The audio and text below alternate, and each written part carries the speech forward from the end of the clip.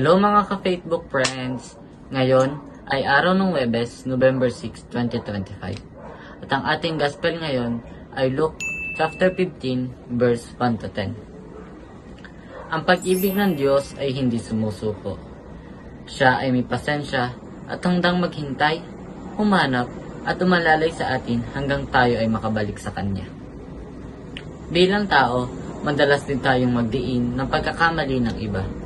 Ngunit, ang talatang ito ay humahamon din sa atin na gayahin ang puso ng Diyos, maging maawain, mapagpatawad, at magalak sa pagbabago ng kapwa.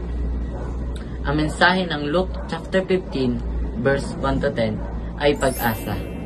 Ipinapaalala nito na kahit gaanong kalayo ang ating lakarin, ay mayroon tayong tahanang mababalikan at mayroong Diyos na nagmamahal sa atin at naghihintay sa ating pagbalik. For more videos, subscribe to our YouTube channel, Facebook PH, or download the Facebook app, or visit our website, www.facebook.ph. Maraming salamat and God bless!